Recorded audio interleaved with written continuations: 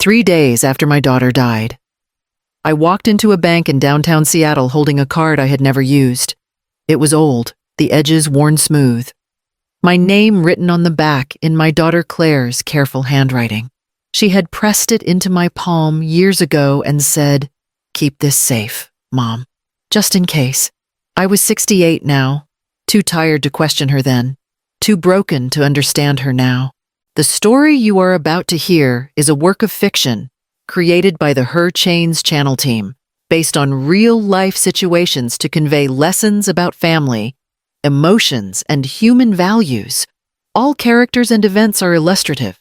My name is Elodie Marks, I told the clerk, sliding the card across the counter.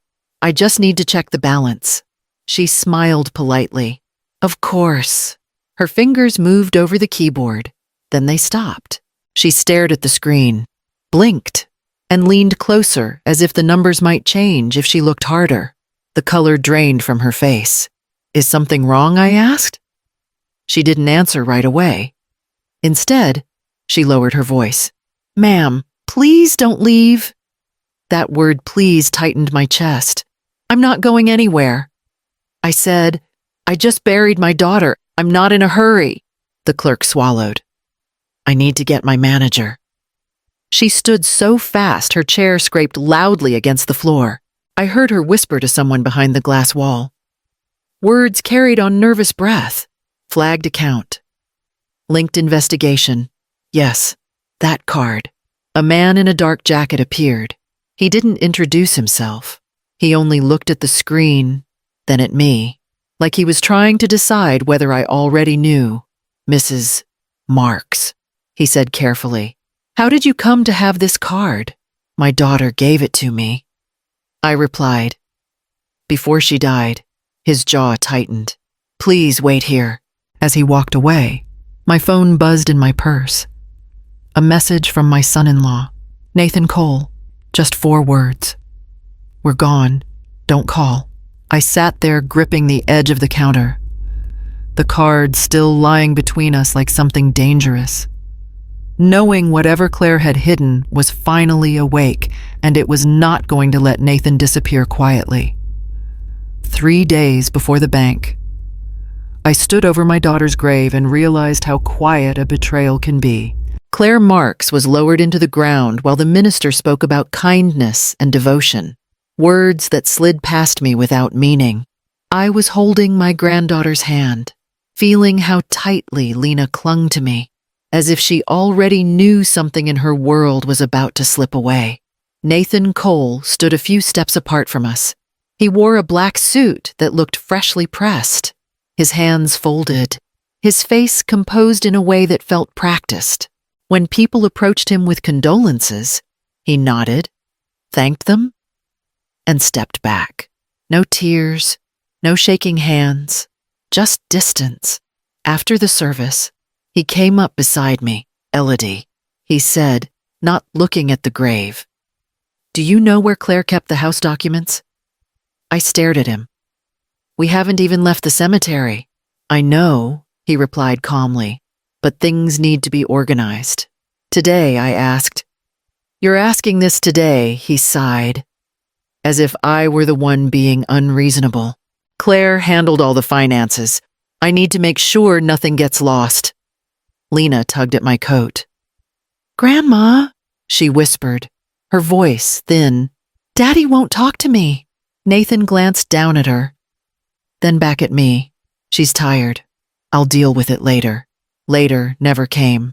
At the reception, people shared memories of Claire, how she laughed too loudly, how she remembered birthdays, how she never arrived empty-handed. Nathan stood near the door, checking his phone. When someone mentioned Claire's kindness, he nodded once and walked outside to take a call. I told myself everyone grieves differently. I told myself shock can look like coldness. I told myself anything that kept me from admitting the truth forming in my chest. That evening, as I helped Lena change into her pajamas, she asked, Grandma, are we staying here now? For a little while, I said. She hesitated. Daddy packed his bags. I felt the weight of those words settle in me. heavy and unmistakable. Nathan had already decided to leave. He just hadn't bothered to say it out loud. Nathan left before sunrise. I heard the door close softly, the careful kind of quiet that means someone does not want to be stopped.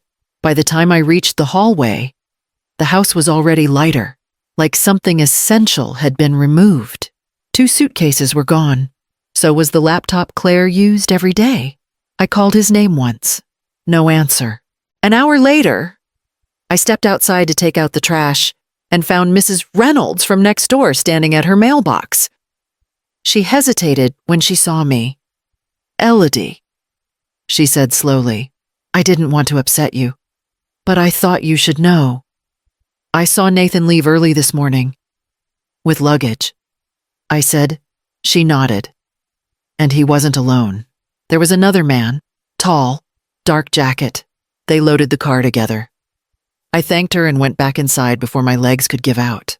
I took my phone and dialed Nathan. It rang once, then stopped. I tried again. This time it went straight to silence. I checked the screen, feeling foolish even as my finger shook. Blocked. Lena was sitting at the kitchen table, swinging her legs. She looked up at me, her face too serious for 8 years old. "Grandma," she said, "is Daddy coming back with Ryan?" The name landed hard. "Who is Ryan?" I asked, keeping my voice steady. She shrugged. "Daddy talks to him a lot. He laughs when he's on the phone with Ryan. Mommy didn't like it." I sat down across from her.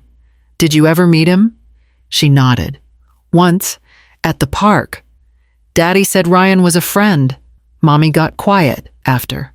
I understood then that this was not a moment of panic or grief. Nathan had packed with intention. He had arranged his exit while my daughter was still alive, while she was sick, while she was trying to hold her family together. I stood and locked the front door. Not because it would keep him out, but because it marked something final. Nathan had not run away. He had moved on.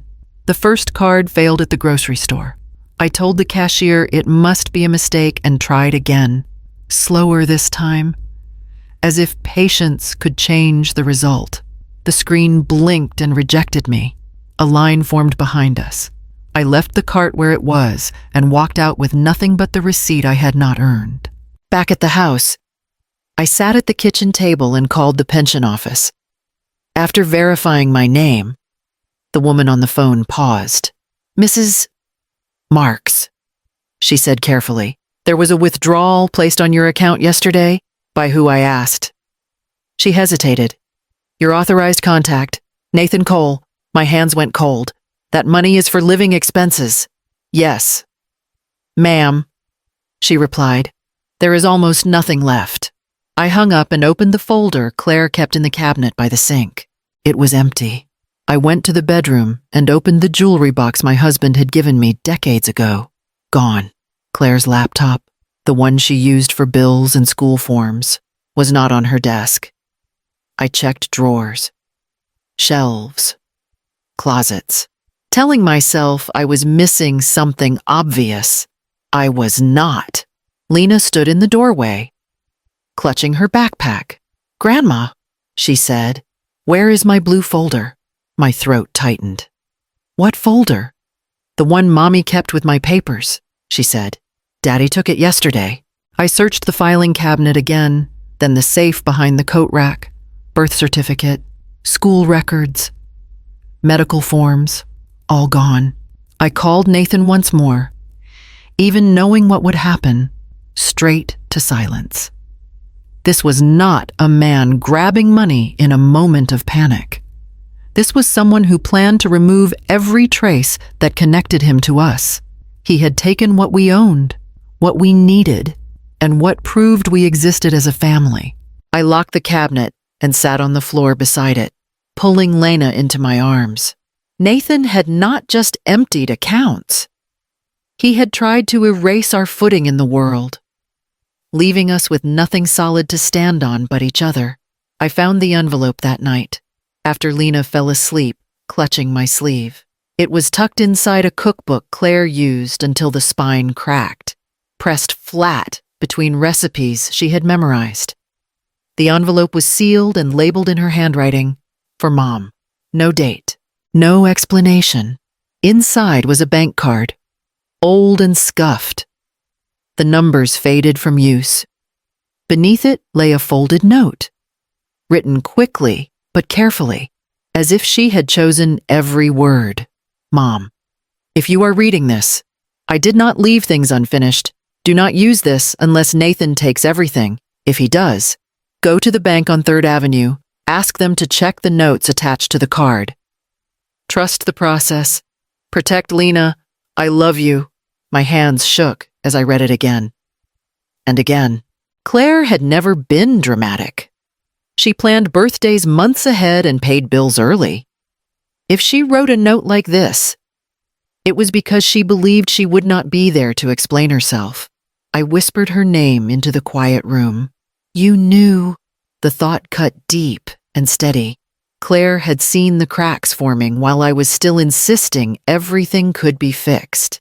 She had watched Nathan pull away, watched money move without explanation, watched her own daughter become an afterthought. And instead of confronting him loudly, she had prepared quietly. Lena stirred and murmured in her sleep. I folded the note and slid it back into the envelope then held the card between my fingers. It felt heavier than it should have. The next morning, I called the number Nathan had blocked me from. Silence answered. Just as before, I did not try again. I dressed Lena, packed a simple lunch, and asked my neighbor to watch her for an hour. I did not explain why. I did not need to. When I stepped outside, the envelope was tucked into my purse, pressed close to me like a final instruction. Claire had left me a door. I did not know what waited on the other side, only that standing still was no longer an option. I locked the house and headed for the bank on 3rd Avenue, carrying the only thing my daughter had trusted me to use when everything else was gone. The man closed the office door with a soft click and turned the lock. He did not rush. That frightened me more than if he had. "My name is Robert Hale," he said. "I manage this branch. No relation." I replied automatically. His mouth tightened. "That matters today." He sat across from me and slid the card back across the table, but he did not let go of it. "This card does not function like a normal account," he said. "It activates a protected file your daughter established almost 4 years ago." I felt my breath catch. "Protected from what?" "From unauthorized access," he said. "And from the person she listed by name." He turned the screen toward me. I saw Claire's name, my name beneath it. And then Nathan Cole's, highlighted in red. She left instructions. Mr. Hale continued, "If anyone other than you attempted to use this card, the account would flag automatically. Yesterday afternoon, your son-in-law tried to transfer the remaining balance. How much I asked." He hesitated. $274,000? My hands folded in my lap. He already took everything else. "That attempt failed," he said. "Because of the fraud alert your daughter placed, it triggered a review. That is why my clerk reacted the way she did." He clicked to another page. "There is more?" A list of transfers appeared. Smaller amounts spread across months. One name repeated beside them. "Ryan Hale," I read aloud. Mr. Hale nodded. "Those transfers are linked to an account we are now monitoring. Your daughter noted him in her instructions as a possible accomplice." The room felt suddenly smaller. Claire had not guessed. She had known. Mr. Hale leaned forward. "Mrs. Marks, your daughter asked us to give you one piece of advice if you ever came here with this card." He slid a card toward me, embossed with a name and number. "Contact an attorney immediately. Do not warn your son-in-law. Do not confront him." I closed my fingers around the card. Claire had built a wall I never saw, brick by brick, while I was still hoping for peace. And now that wall was standing between Nathan and what he tried to steal. Daniel Morris answered the phone on the second ring. He had known my family for years, handled my husband's will, helped Claire refinance the house when Lena was born. When I told him my name, he did not ask why I was calling. "Come in," he said. "Bring everything." I laid the papers across his desk the way a child lays out broken toys. The bank documents. Claire's note. A list of transfers with Ryan Hale's name repeated again and again. Daniel read without interrupting, his expression tightening line by line. "They thought you wouldn't look," he said finally, and they counted on that. He pulled records from public filings and corporate registries. Ryan Hale is listed as a director on 3 companies, all registered within the same 6-month window. "Shell companies," I said. He nodded. "No employees, no real revenue, just movement." Daniel tapped the screen. "Your son-in-law also filed preliminary paperwork to change guardianship arrangements." My chest tightened. "For Lena?" "Yes," he said.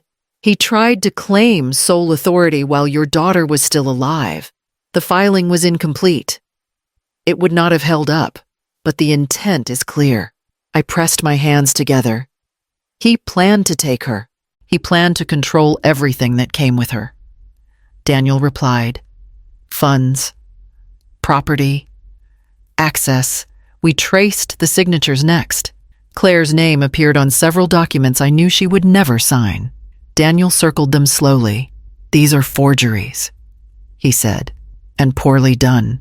The room felt charged, like the moment before a storm breaks. Nathan had not acted alone. He had built a structure around his escape, counting on confusion and grief to hide it. Daniel leaned back and looked at me carefully. "Mrs. Marks, this is not just a family dispute. This is fraud, and it is layered." I nodded. Fear still lived in me, but it no longer ruled. Claire had left a path. Daniel was helping me follow it.